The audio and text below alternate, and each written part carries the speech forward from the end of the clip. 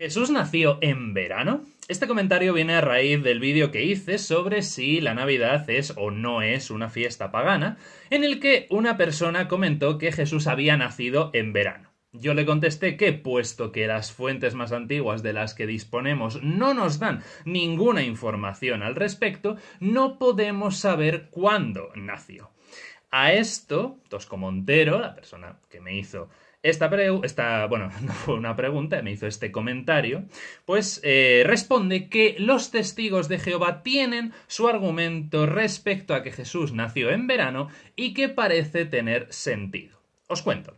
Los testigos de Jehová tienen como argumento que los pastores no sacarían sus rebaños a la intemperie en una fría noche de diciembre, y también que Augusto no habría ordenado un censo que obligaba a grandes desplazamientos a un pueblo ya bastante propenso a la rebelión. Y esto, en efecto, tendría sentido si ambos datos, extraídos del Evangelio de Lucas, fuesen históricamente fiables.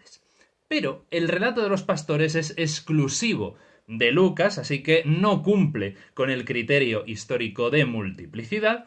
Además, dado su evidente simbolismo, es muy difícil considerarlo como el recuerdo de un evento histórico. Marcos, que es el evangelista más antiguo de los primeros años de la década del 70 del siglo I, no sabe ninguna historia, absolutamente nada, sobre el nacimiento de Jesús y empieza su evangelio por el bautismo. Tampoco Juan dice nada y es el último que escribe en torno a los años 90 o incluso 100. Entonces solamente nos quedan Mateo y Lucas. El relato de Mateo no tiene nada que ver con el de Lucas. En Mateo, la familia vive en Belén, los magos de Oriente les visitan en su casa después de pasar por el palacio de Herodes a preguntar, el ángel que había avisado a José para que no repudiase a su esposa le vuelve a avisar para que huyan a Egipto porque Herodes ordena la matanza de los inocentes. Y por su parte, Lucas concibe e imagina, ¿no?, que el emperador efectivamente se convoca un censo, es el famoso censo de Quirino, ¿no?, que ahora hablaremos de su presunto valor como prueba, y ese censo obliga a la familia que vivía en Nazaret a desplazarse a Belén. Allí María da a luz en un pesebre donde el niño es adorado efectivamente por los pastores. Una vez cumplidos los 8 días que estipula la ley, se dirigen a Jerusalén para que Jesús sea presentado y circuncidado en el templo. Y allí tiene lugar la profecía del anciano Simeón y Lucas termina su relato, años después, con Jesús discutiendo con los maestros de la ley en el templo y viviendo en Nazaret. Por lo tanto, la historicidad del episodio de los pastores no se sustenta porque tiene exactamente las mismas bases que la visita de los magos o que la matanza de los inocentes. Historiográficamente, ninguna. La tradición cristiana posterior ha fusionado ambos relatos, pero hay que tener en cuenta que originalmente Mateo y Lucas escriben para comunidades distintas y conocen tradiciones distintas sobre la infancia de Jesús. Y eso por no hablar de que muy probablemente los evangelios canónicos de la infancia, los capítulos 1 y 2 de los evangelios según Mateo y Lucas, son producciones no de los evangelistas originales, sino de editores del siglo II. Así que no podemos considerar el relato de los pastores como un indicio para hablar del nacimiento del Jesús histórico.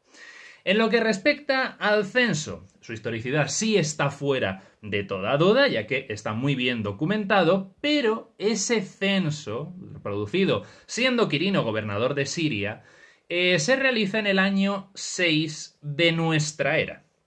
Actualmente, la mayoría de expertos consideran que Jesús debió nacer en tiempos de Herodes el Grande y Herodes muere en el año 4 antes de nuestra era. Entonces, nos separan 9 años entre la muerte de Herodes y el censo de Quirino. Y además, ese censo fue el que desató la rebelión de Judas el Galileo, una revuelta que probablemente acabó con la crucifixión de los rebeldes en Séforis, que en ese momento era la capital de Galilea, que está a 7 kilómetros de Nazaret. En ese momento Jesús tendría unos 10-11 años y seguramente vio aquello, lo que podría explicar en parte su animadversión por los romanos. Así que no, como vemos, tampoco el censo de Quirino nos sirve para fechar la estación en la que nació Jesús, porque ocurrió varios años después de su nacimiento. En conclusión, los testigos de Jehová parten de una base, digamos, equivocada, porque es la base de la fe, y digo que es equivocada porque se pretende utilizar un relato religioso para sustentar esa fe utilizando un dato histórico, un dato que no podemos saber ante la ausencia de información en las fuentes primarias. Entonces, aquí está la cosa, que se utiliza un relato religioso como prueba para un acontecimiento histórico. Y así no funcionan las cosas.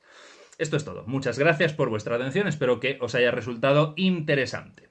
Os informo que desde ahora en YouTube tenéis varios vídeos sobre el cristianismo y otras religiones establecidas en sus respectivas listas de reproducción y también que analizo pormenorizadamente desde la crítica histórica estos y muchos más relatos de los evangelios en el curso que estoy impartiendo de la historia de la Biblia dedicado al Nuevo Testamento.